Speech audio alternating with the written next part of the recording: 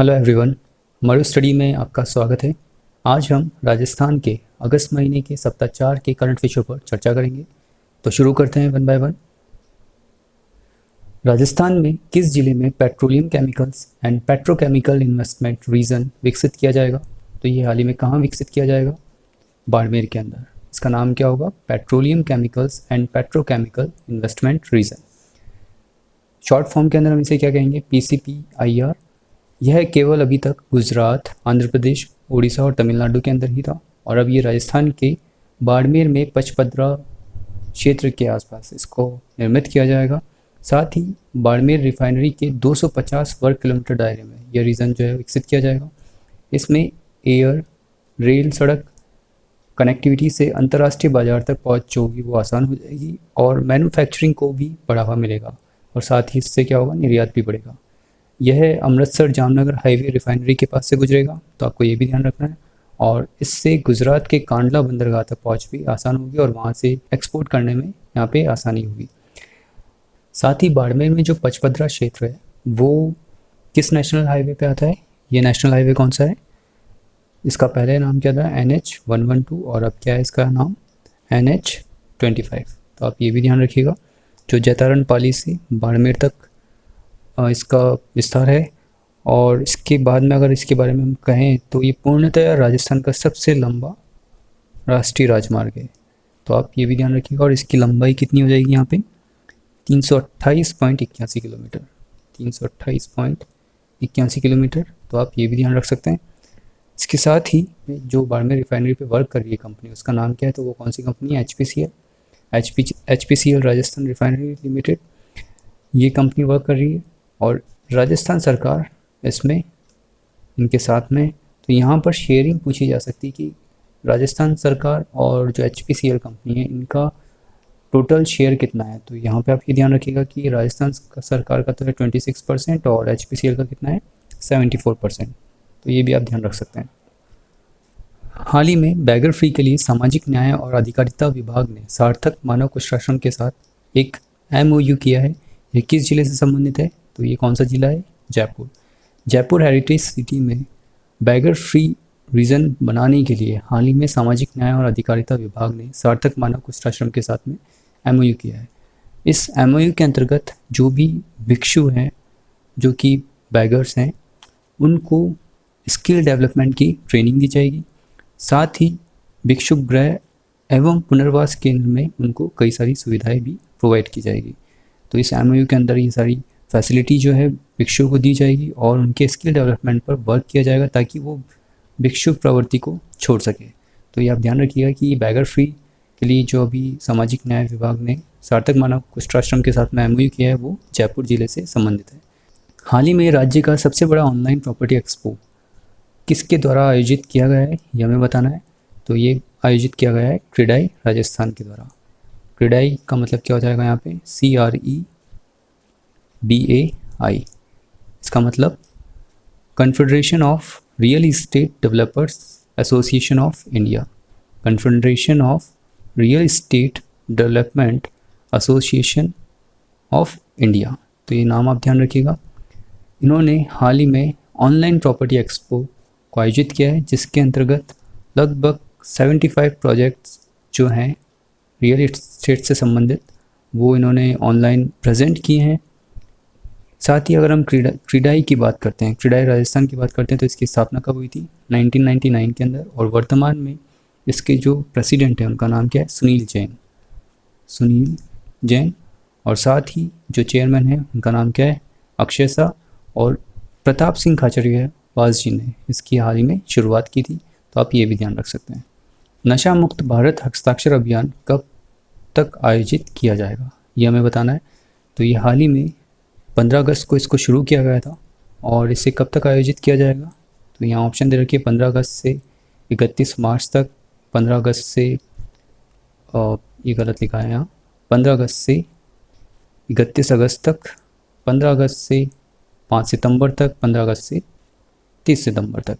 तो यहाँ पर आंसर क्या हो जाएगा? 15 अगस्त से 31 मार्च 2021 तक। तो ये नशा मुक्त भारत हस्ताक्षर अभियान जो है वो उसका आयोजन किया जाएगा। हाल ही में सामाजिक न्याय एवं अधिकारिता विभाग की ओर से इसको आयोजित किया जा रहा है, तो आप भी ये ध्यान रख सकते हैं। हाल ही में टोको कोरोना को फैलने से रोको जागरूकता अभियान किस जिले में शुरू किया गया है? टोको कोरोना को फैलने से रोको जागरूकता अभियान ये शुरू किया गया है चित्तौड़गढ़ के अंदर। चित्तौड़गढ़ में ये जो जिला प्रशासन है उनके द्वारा शुरू किया गया है। इसके साथ ही चित्तौड़गढ़ से रिलेटेड एक न्यूज़ आप ये भी ध्यान रख सकते हैं कि हाल ही में सैनिक स्कूल जो कि चित्तौड़गढ़ में स्थित है, उन्होंने भी 60वां स्थापना दिवस जो है वेबिनार के थ्रू बनाया है। इसमें इस सैनिक स्कूल से जो पास आउट हैं एक प्रमुख व्यक्ति जिनका नाम आप ध्यान रख सकते हैं, जगदीप धनखड़ जी। जगदीप धनखड़ जी ये वेस्ट बंगाल के वर्तमान में कौन है? गवर्नर है। तो उनका नाम आप ध्यान रखिएगा। ये चित्तौड़गढ़ सैनिक स्कूल से पास आउट हैं। साथ ही हाल ही में चित्तौड़गढ़ के अंदर 150 फीट का जो तिरंगा है उसे लहराया गया है, और ये कहाँ लहराया गया है? प्रताप स्मारक पर। तो आप ये भी ध्यान रखिएगा। चित्तौड़गढ़ सैनिक स्कूल जो हैं वो भारत में टोटल कितने हैं? 33। तो ये डाटा भी आप ध्यान रख सकते हैं। तो हाल ही में टोको कोरोना को फैलने से रोको जागरूकता अभियान चित्तौड़गढ़ के अंदर शुरू किया गया है, तो ये आप ध्यान रखिएगा। हाल ही में कोरोना महामारी के दौरान सर्वश्रेष्ठ कार्य करने वाली कितने ग्राम पंचायतों को जिला स्तर पर सम्मानित किया जाएगा? तो ये कितनी ग्राम पंचायत हैं? ये हैं 36। यहाँ नीचे नोट में देखिए, इन्हें 3P अवार्ड के लिए चयन किया गया है इन ग्राम पंचायतों को। तो यहाँ पे 3P का मतलब क्या हो जाएगा?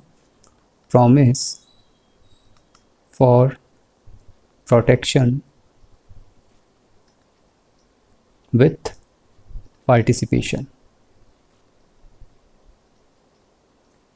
तो ये आप ध्यान रखिएगा। 3P का मतलब यहाँ पे क्या हो जाएगा? Promise for protection with participation. और इसके लिए ये सभी पंचायत समिति के यहाँ नाम दे रखें, और जो टोटल ग्राम पंचायत है इनके नाम यहाँ दे रखें, और कितनी है वो? 36 ग्राम पंचायत, इनको सम्मानित किया जाएगा। राज्य में देवनारायण नगर योजना का संबंध किस जिले से है? हाल ही में जो हमारे UDH मंत्री हैं और मुख्यमंत्री जी के द्वारा इसका शुभारंभ किया गया था, इसका लोकार्पण किया गया। तो ये किस जिले से संबंधित है? कोटा से। नोट में देखिए, मुख्यमंत्री ने कुल 1056 करोड़ रुपए की लागत से 12 कार्यों के शिलान्यास एवं वरिष्ठ नगर नियोजक के कार्यालय भवन का लोकार्पण किया।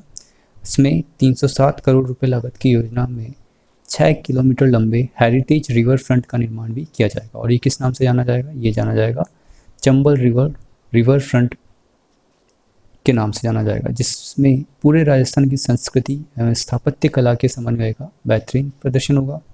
इस परियोजना में कई बगीचे और कैफ़े, रेस्टोरेंट आदि का निर्माण किया जाएगा तथा जगह जगह पर देश प्रदेश की महान विभूतियों की प्रतिमाएं भी स्थापित की जाएगी।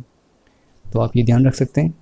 यहाँ पर ये जो 12 कार्यों का शिलान्यास किया गया है, लोकार्पण किया गया है, उनमें से आप IL कैंपस में सिटी पार्क, जिसे ऑक्सीजोन के नाम से भी जाना जाएगा, तो ये भी ध्यान रखिएगा। ये किससे रिलेटेड है? कोटा से रिलेटेड है। चंबल रिवर फ्रंट का विकास, ये भी कोटा से संबंधित है। JK क्रिकेट पैवेलियन में स्पोर्ट कॉम्प्लेक्स, ये भी कोटा से संबंधित है। और देवनारायण नगर योजना का विकास, ये भी किससे संबंधित है? कोटा से। तो ये सारे आप ध्यान रख सकते हैं। आप इसे रीड आउट कर लीजिएगा और मेन जो है वो उन्हें ध्यान रखिएगा।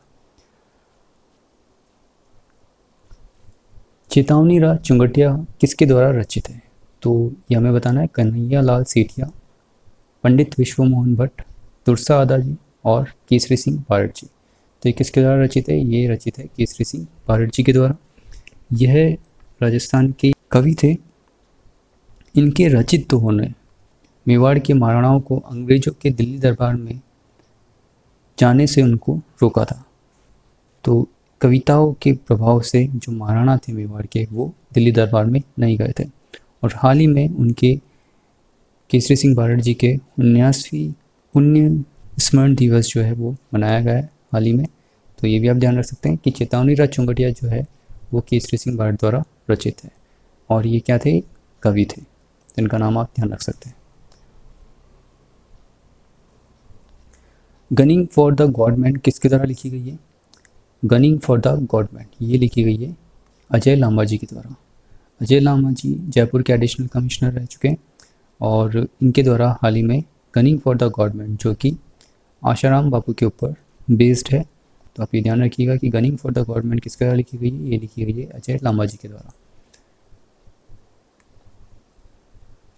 स्वच्छ सर्वेक्षण रिपोर्ट में प्रदेश का कौन सा जिला प्रथम रहा है? तो हाल ही में स्वच्छ सर्वेक्षण रिपोर्ट में जयपुर जिला प्रथम रहा है। ने कौन सा स्थान हासिल किया है?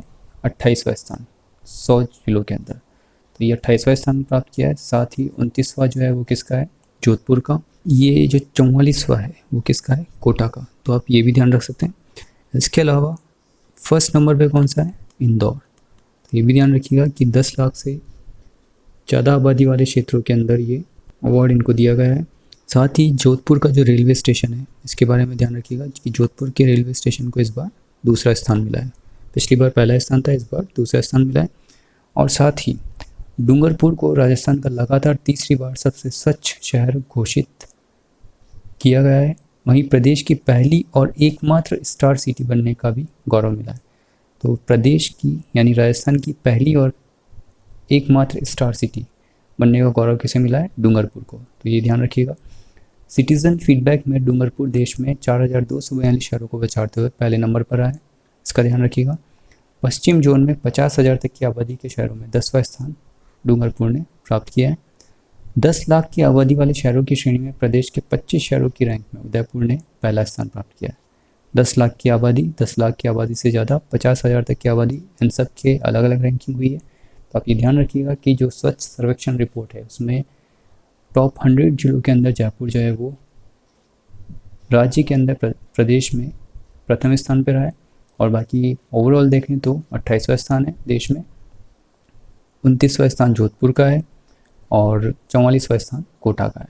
देश की सर्वोच्च एजुकेशनल बॉडी कौन सी होगी ये हमें बताना है। तो यहाँ ऑप्शन दे रखे higher education commission of India, NCERT, UGC व AICT, फर्स्ट, सेकंड और थर्ड। यहाँ पे ऑप्शन ये दे रखा है। तो यहाँ आंसर क्या हो जाएगा? Higher education commission of India, HECI। HECI जो होगा वो सर्वोच्च एजुकेशनल बॉडी होगी। इसके अंतर्गत 4 वर्टिकल्स काम करेंगे और उनके नाम क्या क्या है हमारे पास में, यहाँ नीचे देखिए। NHERC, दूसरा हो जाएगा NAC, तीसरा कौन सा हो जाएगी? HEGC और GEC। तो ये 4 वर्टिकल्स काम करेंगे और ये किसके अंदर बताया गया है? नेशनल एजुकेशन पॉलिसी के अंतर्गत। नेशनल एजुकेशन पॉलिसी जो कि हाल ही में कैबिनेट ने जिसको मंजूरी दी थी। यहाँ पर अगर हम फुल फॉर्म देखते हैं तो GEC की फुल फॉर्म यहाँ पे क्या हो जाएगी? GEC का मतलब हो जाएगा यहाँ जनरल एजुकेशन काउंसिल। HEGC का मतलब यहाँ पे क्या हो जाएगा? Higher education grant council. NAC का नेशनल एक्रेडिटेशन काउंसिल और NHERC का क्या हो जाएगा? National higher education regulation council. तो ये आप ध्यान रखिएगा। साथ ही ICAR, NCTE, COA, VCI और NCVTE को प्रोफेशनल स्टैंडर्ड सेटिंग बॉडी के रूप में पहचान होगी और इनके जो अधिकारी होंगे वो GEC में शामिल होंगे, जो कि HECI का 4th नंबर का वर्टिकल्स होगा। तो ये भी आप ध्यान रख सकते हैं। स्वदेशी लड़ाकू विमान तेजस कहाँ तैनात किया जाएगा? राजस्थान फलौदी के अंदर, गुजरात नलिया में, लद्दाख पैंगोंग के अंदर, फर्स्ट व सेकंड दोनों ही। तो यहाँ पर राजस्थान फलौदी के अंदर ये तैनात किया जाएगा, इसके साथ ही गुजरात नालिया में भी। तो इसका आंसर क्या हो जाएगा? फर्स्ट एंड सेकंड दोनों ही। एक स्क्वाड्रन में कम से कम 18 विमान होते हैं, तो तेजस को भी स्क्वाड्रन के रूप में वहाँ तैनात किया जाएगा। तो ये आप ध्यान रखिएगा कि हाल ही में राजस्थान के फलौदी में और गुजरात के नलिया में ये स्वदेशी लड़ाकू विमान की जो स्क्वाड्रन जो है उसे तैनात किया जाएगा। पायलट प्रोजेक्ट के रूप में देश की पहली ऑनलाइन लोक अदालत किस राज्य में लगाई जाएगी? तो ये किस राज्य में लगाई गई है? ये गई है राजस्थान के अंदर। तालुका से जिला तक की 260 कोर्ट तय की गई है और 22 अगस्त को इसका आयोजन किया गया। मोबाइल, व्हाट्सएप, ईमेल आईडीज़ लोक अदालत के लिए जो भी इसमें पार्टिसिपेट करेंगे के लिए ज़रूरी होगी। लोक अदालत में निस्तारित मामले उच्च अदालत में अपील नहीं होते हैं। तो ये आप ध्यान रखिएगा, इंपॉर्टेंट पॉइंट है। जो भी लोक अदालत में निस्तारित मामले होते हैं उसको आगे उच्च अदालत में कोई भी अपील नहीं कर सकता है। राष्ट्रीय विधिक सेवा प्राधिकरण द्वारा ऑनलाइन लोक अदालत का कंसेप्ट लाया गया है, तो आप ये भी ध्यान रख सकते हैं। संपूर्ण राज्य के अधीनस्थ न्यायालयों में ऑनलाइन लोक अदालत के लिए कुल 350 बेंचों का गठन किया गया है। तो आप ध्यान रखिएगा कि पायलट प्रोजेक्ट के रूप में देश की पहली ऑनलाइन लोक अदालत राजस्थान राज्य में लगाई गई है। तो ये आप ध्यान रख सकते हैं। हाल ही में देश में आर्थिक सुधारों को आगे बढ़ाने के लिए केंद्र सरकार ने राजस्थान के किस हवाई अड्डे का निजीकरण करने का फैसला लिया है? तो ये कौन सा हवाई अड्डा है? यह हवाई अड्डा है जयपुर एयरपोर्ट। इसे पीपीपी मोड के अंदर यानी पब्लिक प्राइवेट पार्टनरशिप मोड में इसका निजीकरण किया जाएगा। इसे 50 साल के लिए लीज पर दिया गया है और लीज पर किसे दिया गया है? अडानी ग्रुप को। अडानी ग्रुप के मैसर्स अडानी एंटरप्राइज लिमिटेड इसके अंतर्गत ऑपरेशन मैनेजमेंट डेवलपमेंट का कार्य करेगी। तो ये आप ध्यान रखिएगा कि हाल ही में जयपुर एयरपोर्ट के निजीकरण करने का केंद्र सरकार द्वारा फैसला लिया गया है। और क्यों लिया गया है? देश में आर्थिक सुधारों के लिए, क्योंकि एयरपोर्ट अथॉरिटी ऑफ इंडिया जो है हाल ही में घाटे के अंदर चल रही है। एयरपोर्ट अथॉरिटी ऑफ इंडिया के पास में एयरपोर्ट है और उसमें 90 से ज़्यादा जो है वो घाटे में चल रहे हैं। तो इसकी रिकवरी के लिए और आर्थिक सुधार के लिए ये निजीकरण का फैसला लिया गया है। तो ये आप ध्यान रखिएगा कि ये कहाँ पर किया जा रहा है? राजस्थान के अंदर जयपुर एयरपोर्ट में। रामगढ़ बांध डिजिटल कैंपेन किसके द्वारा शुरू किया गया है? तो हाल ही में जयपुर ज़िले के अंदर भारी बारिश हुई थी। उसके चलते ये उम्मीद लगाई जा रही थी कि पानी जो होगा वो डैम के अंदर पहुँचेगा और नदी नालों के ज़रिए, लेकिन कई जगह अतिक्रमण हो रखा है, गड्ढे हो रखे हैं, तो पानी डैम के अंदर नहीं पहुंचा। और इसके चलते हाल ही में राजस्थान पत्रिका समूह के द्वारा रामगढ़ बांध डिजिटल कैंपेन जो है वो शुरू किया गया है उस बांध को बचाने के लिए। तो ये आप ध्यान रखिएगा कि ये किसके द्वारा शुरू किया गया है? पत्रिका समूह के द्वारा। हाल ही में किस जिले में 5 सरकारी स्कूलों के नाम शहीदों के नाम पर रखे जाएंगे? तो हाल ही में किस जिले के अंदर रखे जाएंगे ये 5 सरकारी स्कूलों के नाम शहीदों के नाम पर? तो ये है नागौर। नागौर के अंदर जो पंचायत समिति क्षेत्र हैं वहाँ पर सरकारी स्कूलों के नाम जो है वो शहीदों के नाम पर रखे जाएंगे। तो ये आप ध्यान रखिएगा। यहाँ नोट में नीचे नाम दे रखे हैं, तो इनके नाम आपको ध्यान रखने की ज़रूरत नहीं है, एक बार रीड आउट कर लीजिएगा, पर जिले का नाम ध्यान रखिए। भारत सरकार की खेल मंत्रालय ने महिला हॉकी केंद्र गाजूवास को खेलो इंडिया और गैर आवासीय योजना में शामिल कर राजस्थान में पहला महिला हॉकी खेलो इंडिया का केंद्र बनाया है। 21 जिले में स्थित है। तो हाल ही में महिला हॉकी केंद्र गाजूवास, ये नाम ध्यान रखिएगा, गाजूवास को खेलो इंडिया गैर आवासीय योजना में शामिल किया गया है और राजस्थान में पहला महिला हॉकी खेलो इंडिया का केंद्र बनाया गया है। तो ये किस जिले में बनाया गया है? ये बनाया गया है चूरू के अंदर। तो ये ध्यान रखिएगा। भारतीय खेल प्राधिकरण की ओर से संचालित महिला हॉकी केंद्र गाजूवास तारानगर में गत 3 वर्षों से महिला हॉकी खेल के क्षेत्र में राज्य व राष्ट्रीय स्तर पर सराहनीय प्रदर्शन किया है और इसके चलते ये पहला महिला हॉकी खेलो इंडिया का जो केंद्र है वो बनाया गया है। तो ये आप ध्यान रख सकते हैं। अबेड़ा स्थित बायोलॉजिकल पार्क किस जिले में स्थित है? तो अबेड़ा स्थित बायोलॉजिकल पार्क हाल ही में न्यूज़ में था और ये किस जिले में स्थित है? कोटा के अंदर। तो ये आप ध्यान रख सकते हैं। ये प्रदेश का सबसे बड़ा और 5वां बायोलॉजिकल पार्क होगा। साथ ही अगर हम फर्स्ट बायोलॉजिकल पार्क की बात करें तो वो कौन सा हो जाएगा? सज्जनगढ़ उदयपुर के अंदर, सज्जनगढ़ उदयपुर में। और ये कौन सा है? 5वां। तो इसका नाम ध्यान रखिएगा। इसके अलावा ये बायोलॉजिकल पार्क जो है वो 126 हेक्टेयर में बन रहा है। इस पार्क में 44 एनक्लोजर होंगे, जिसमें पहले फेज़ के अंदर 20 करोड़ की लागत से 17 एनक्लोजर बनाए गए हैं और बाकी दूसरे चरण में बनेंगे। ये आप ध्यान रखिएगा कि अबेड़ा स्थित बायोलॉजिकल पार्क जो है वो किस जिले से संबंधित है? कोटा से। तो इसका नाम आप ध्यान रख सकते हैं। प्रदेश के राज्य अभिलेखागार में विश्वस्तरीय म्यूजियम का निर्माण किस जिले में किया गया है? तो हाल ही में राजस्थान राज्य के अभिलेखागार में विश्वस्तरीय म्यूजियम का निर्माण बीकानेर में किया गया है। इस म्यूजियम में दुर्लभ और प्रदेश की कला, संस्कृति, इतिहास और पुरातत्व से जुड़े दस्तावेज संरक्षित कर रखे हुए हैं। तो ये आप ध्यान रखिएगा कि हाल ही में प्रदेश के राज्य अभिलेखागार में विश्वस्तरीय म्यूजियम का निर्माण बीकानेर जिले में किया गया है। देववाणी ऐप को किसके द्वारा तैनात किया गया है? हम पिछले 2 सप्ताह से इसको डिस्कस कर रहे हैं और इसका जो निर्माण किया गया है, तैयार किया गया है, इसको वो किसके द्वारा किया गया है? राज्य संस्कृत शैक्षिक अनुसंधान एवं प्रशिक्षण संस्थान महापुरा जयपुर जी के द्वारा। तो ये आप ध्यान रखिएगा। साथ ही इसके जो निर्माता है उनका नाम भी आप ध्यान रखिएगा, वो कौन है? मोहम्मद इमरान खान और सुभाष गर्ग जी के द्वारा इसे लॉन्च किया गया था। मोहम्मद इमरान खान अलवर से बिलोंग करते हैं। ये मैथमेटिक्स के टीचर हैं और 80 से ज़्यादा जो ये एप्लीकेशन है, मोबाइल ऐप जो है ये बना चुके हैं, तो इनका नाम भी आप ध्यान रखिएगा। साथ ही देववाणी ऐप में कक्षा, विषय और अध्याय के अनुसार ई कंटेंट जो है वो उपलब्ध कराया गया है तथा प्रत्येक अध्याय के साथ में ऑनलाइन टेस्ट की सुविधा भी इसमें दी गई है। इस ऐप में कुल 499 वीडियो ई कंटेंट के रूप में उपलब्ध है, जिससे संस्कृत शिक्षा के तकरीबन 25,000 विद्यार्थी लाभान्वित होंगे। साथ ही ये ऐप संस्कृत विषय में रुचि रखने वाले प्रतियोगी छात्रों के लिए भी नामवान सिद्ध होगा। देववाणी ऐप संस्कृत साहित्य, संस्कृत वाङ्मय, वेद, ज्योतिष शास्त्र, जैन दर्शन, व्याकरण शास्त्र और धर्मशास्त्र विषय का समावेश है। तो ये आप ध्यान रखिएगा कि इसके अंतर्गत ये सभी जो विषय हैं इनका समावेश किया गया है और ये सुभाष गर्ग जी के द्वारा लॉन्च किया गया था। हाल ही में airport, railway station, bus stand, mall जैसी भीड़भाड़ वाली जगहों पर सामान सैनिटाइज करने के लिए किस अल्ट्रावायलेट किरणों से युक्त advance photo catalytic oxidation conveyor belt sanitiser system किस संस्थान के द्वारा बनाया गया है? ये यहाँ पर इसका डिलीट कर लीजिएगा। तो हाल ही में अल्ट्रावायलेट किरणों से युक्त advance photo catalytic oxidation conveyor belt sanitiser system किस संस्थान के द्वारा बनाया गया है, ये हमें बताना है। तो ये बनाया गया है IIT जोधपुर के द्वारा।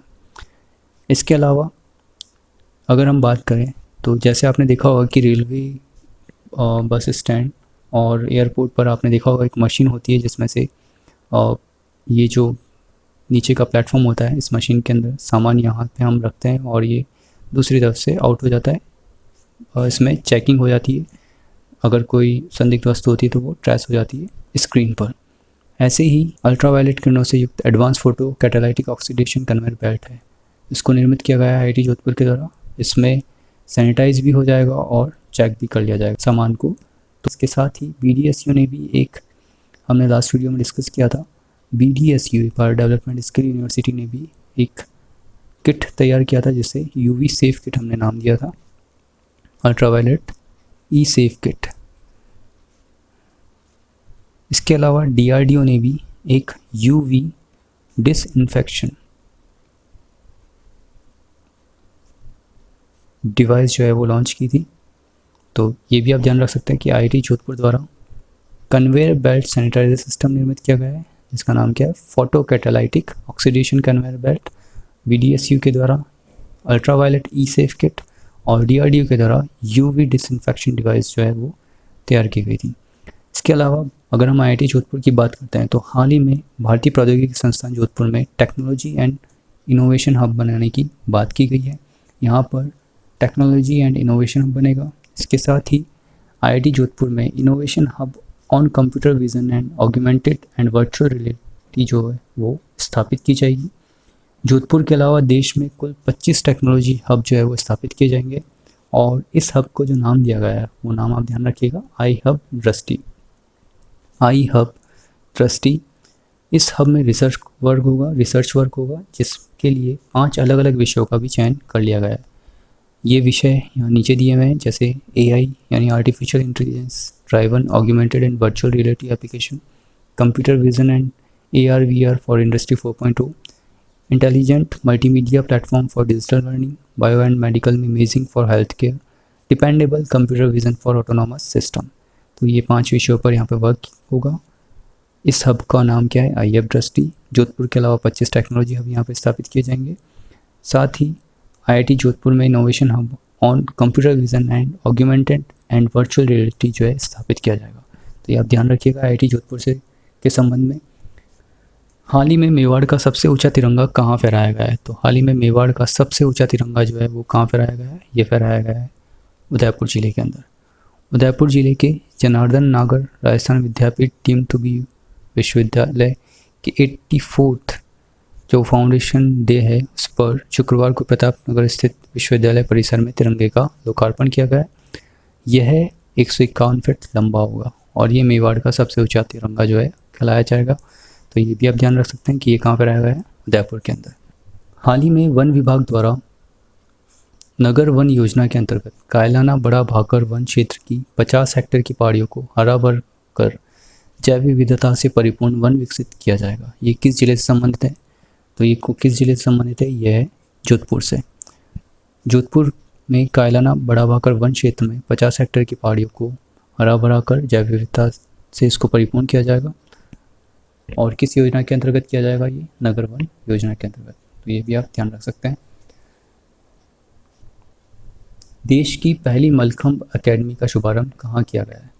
तो ये आपको ध्यान रखना है कि देश की पहली मलखंभ अकेडमी का जो शुभारंभ है वो कहाँ किया गया है, ये किया गया है भरतपुर के अंदर।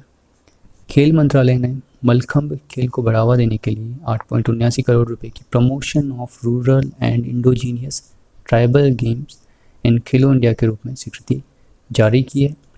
संपूर्ण भारतवर्ष में 100 खेलो इंडिया मलखंभ व्यायामशाला केंद्र एवं 5 विशेष खेलो इंडिया मलखंभ अकादमी खोली जाएगी। तो ये भी आपको ध्यान रखना है। और इन 5 मलखंभ अकादमी के अंदर एक अकेडमी कौन सी है, भरतपुर के अंदर। 2020 जापान टोक्यो में होने वाले ओलंपिक खेलों में मलखंभ खेल का प्रदर्शन भी किया जाएगा। तो ये भी आपको ध्यान रखना है। खेलो इंडिया मलखंभ अकेडमी के जो निदेशक एवं मलखंभ फेडरेशन ऑफ इंडिया के प्रेसिडेंट हैं वो कौन है, डॉक्टर रमेश इंदोलिया जी। इनका नाम भी आपको ध्यान रखना है। साथ ही हाल ही में उज्जैन के जो मलखंभ खिलाड़ी हैं जिनका नाम क्या है, योगेश मालवीय। योगेश मालवीय, इन्हें द्रोणाचार्य अवार्ड से सम्मानित किया जाएगा और ये पहली बार होगा जब 29 अगस्त यानी खेल दिवस पर मलखंभ खिलाड़ी को द्रोणाचार्य अवार्ड से सम्मानित किया जाएगा। तो इनका नाम काफ़ी महत्वपूर्ण है, पूछा जा सकता है। तो ये भी आप ध्यान रखिएगा, किस अवार्ड से, द्रोणाचार्य अवार्ड से। आयुर्वेद विभाग का मेडिट्यूरिज्म सेंटर कहाँ बनाया जाएगा? हाल ही में आयुर्वेद विभाग का मेडिट्यूरिज्म सेंटर राजसमंद के कुंभलगढ़ क्षेत्र में बनाया जाएगा। इस मेडिट्यूरिज्म सेंटर में आयुर्वेद की बहिरंग व अंतरंग चिकित्सा विशेषज्ञ चिकित्सा यथा पंचकर्म, चार सूत्र आदि व यूनानी व होम्योपैथी चिकित्सा की ओपीडी, योग एवं प्राकृतिक चिकित्सा द्वारा वेलनेस सेंटर का संचालन, हर्बल गार्डन आदि की सेवाएं यहाँ पर जो होगी वो दी जाएगी। तो ये आप ध्यान रख सकते हैं कि आयुर्वेद विभाग का मेडिट्यूरिज्म सेंटर जो है वो कहाँ बनाया जाएगा, राजसमंद कुंभलगढ़ के अंदर। तो ये आप ध्यान रखिएगा। हाल ही में राजस्थान कांग्रेस पार्टी के प्रभारी महासचिव किसे नियुक्त किया गया है? तो हाल ही में किसे नियुक्त किया गया है? ये किया गया है अजय माकन जी को। और इन्होंने किसे रिप्लेस किया है? अविनाश पांडे जी को। तो आप ध्यान रख सकते हैं। यहाँ पर यह कुछ स्टेटमेंट है जो कि परीक्षा की दृष्टि से महत्वपूर्ण है। इसमें कंटेन जो इन्फॉर्मेशन है वो भले ही ऑब्जेक्टिव टाइप के अंदर नहीं है, लेकिन ये इंपॉर्टेंट है, तो आप इन्हें 1 बाय 1 देखिएगा। राजस्थान उच्च न्यायालय के मुख्य न्यायाधिपति श्री इंद्रजीत मोहंती ने स्वतंत्रता दिवस के मौके पर यहाँ उच्च न्यायालय परिसर में पौधा लगाकर पौधारोपण महाअभियान की शुरुआत की। ये ध्यान रखिएगा। साथ ही राजस्थान राज्य विधिक सेवा प्राधिकरण की ओर से एक मिनख एक पेड़ थीम पर शुरू किए गए, थीम क्या थी इसकी, एक मिनख एक पेड़ थीम पर शुरू किए गए इस महाअभियान के तहत आगामी 23 अगस्त तक प्रदेश भर में पौधारोपण किया जाएगा। तो ये आप ध्यान रखिएगा। प्रदेश में पुलिस, जेल एवं होमगार्ड विभाग के स्थायी कार्मिकों को अब वर्दी एवं किट भत्ते के रूप में प्रतिवर्ष एक मुश्त 7,000 रुपये जो है वो दिए जाएंगे। तो ये आप ध्यान रखिएगा। हाल ही में मुख्यमंत्री अशोक गहलोत जी के द्वारा इसकी घोषणा की गई है। तो प्रतिवर्ष एक मुश्त 7,000 रुपये दिए जाएंगे वर्दी एवं किट भत्ते के रूप में। राज्य सरकार ने प्रदेश के विभिन्न संरक्षित वन क्षेत्रों में प्रवेश शुल्क पर 10% वार्षिक वृद्धि को चालू वित्तीय वर्ष के लिए स्थगित करने का निर्णय लिया है। वन विभाग द्वारा संरक्षित क्षेत्रों में पर्यटकों के प्रवेश के लिए निर्धारित शुल्क में प्रति वर्ष 10% की वृद्धि की जाती है। तो ये स्टेटमेंट भी ध्यान रखिएगा कि 10% की जो वृद्धि हर साल की जाती है वो इस चालू वर्ष के लिए कोरोना वायरस की वजह से इसे स्थगित कर दिया गया है। तो ये आप ध्यान रख सकते हैं। मुख्यमंत्री ने प्रदेश की क्रय विक्रय सहकारी समितियां, पैक्स, लैम्प्स आदि के माध्यम से किसानों को भारत सरकार द्वारा शुरू किए गए कृषि इंफ्रास्ट्रक्चर फंड का अधिकाधिक लाभ उपलब्ध कराने के लिए मुख्य सचिव, और मुख्य सचिव कौन है, चीफ सेक्रेटरी कौन है, राजीव स्वरूप जी की अध्यक्षता में एक राज्य स्तरीय मॉनिटरिंग कमेटी गठित करने का निर्णय लिया है। राजस्थान में इस फंड के तहत 9,000 करोड़ रुपये आवंटित करने का लक्ष्य रखा गया है और नवगठित समिति इसकी क्रियान्विति की नियमित मॉनिटरिंग करेगी। और वो समिति किसके अंडर में रहेगी, चीफ सेक्रेटरी हमारे राजीव स्वरूप जी। तो इनका नाम भी आप ध्यान रख सकते हैं। हाल ही में मुख्यमंत्री द्वारा गुणवत्ता नियंत्रण के लिए बनाए गए ऐप RHP सजग को लॉन्च किया गया है। RHP सजग, और RHP का मतलब यहाँ पे क्या हो जाएगा, राजस्थान हाउसिंग बोर्ड। ये इंपॉर्टेंट है, पूछा जा सकता है, ध्यान रखिएगा।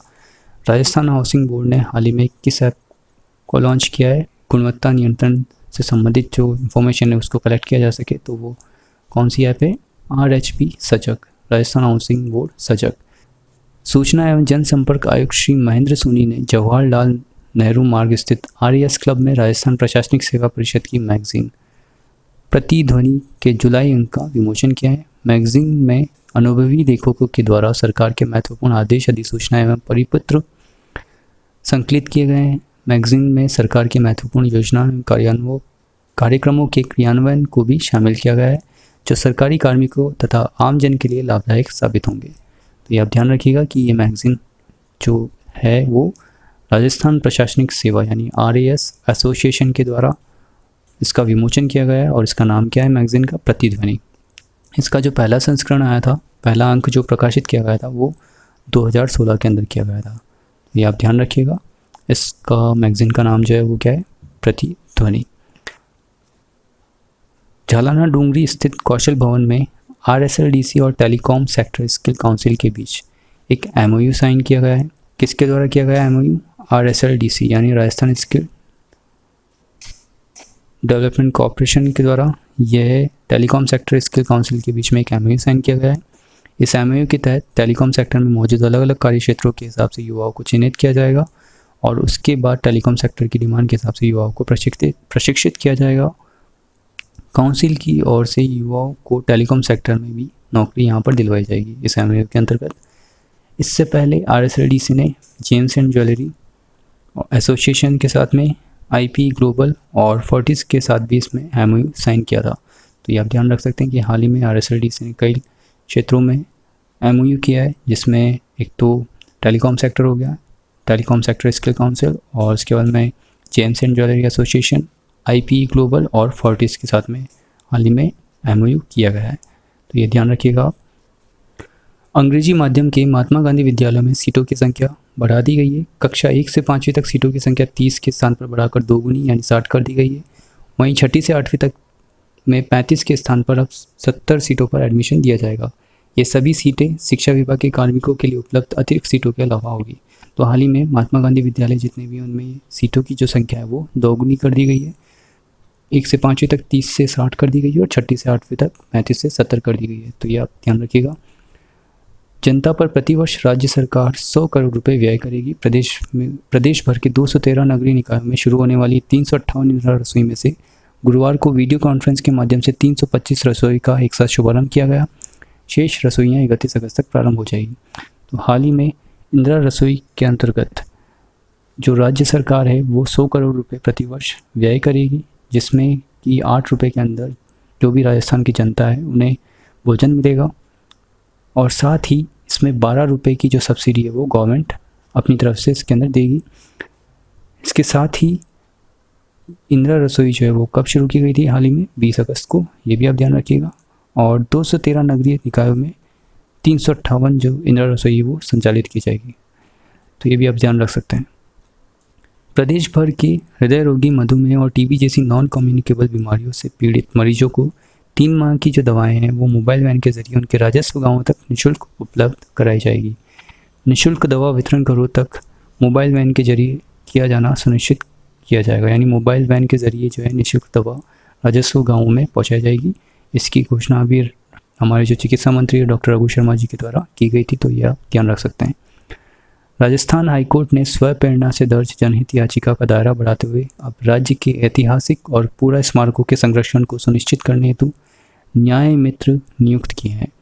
तो महत्वपूर्ण है, ध्यान रखिएगा कि हाल ही में राजस्थान हाईकोर्ट ने स्वप्रेरणा से दर्ज जनहित याचिका का जो दायरा है उसको बढ़ाया है और न्याय मित्र नियुक्त किए हैं। तो राज्य के जितने भी ऐतिहासिक और पूरा स्मारक हैं उनकी रिपोर्ट जो है वो न्याय मित्र के द्वारा हाईकोर्ट को प्रोवाइड कराई जाएगी, और इसमें इनकी सहायता के लिए जो संबंधित विभाग है उनके जो भी कार्य पदाधिकारी हैं वो सभी इनकी सहायता करेंगे न्याय मित्र की इस इंफॉर्मेशन को गैदर करने के लिए। किन कौन सी इंफॉर्मेशन ऐतिहासिक और पुराने स्मारकों के संरक्षण से संबंधित। तो ये आप ध्यान रखिएगा कि ये हाल ही में न्याय मित्र किसके द्वारा नियुक्त किए गए हैं? राजस्थान हाईकोर्ट के द्वारा। अजमेर के सीआरपीएफ ग्रुप सेंटर 2 में तैनात जयपुर निवासी डिप्टी कमांडेंट देवेंद्र मोहन शर्मा सहित 87 सैनिकों को वीरता पुरस्कार से नवाजा गया है।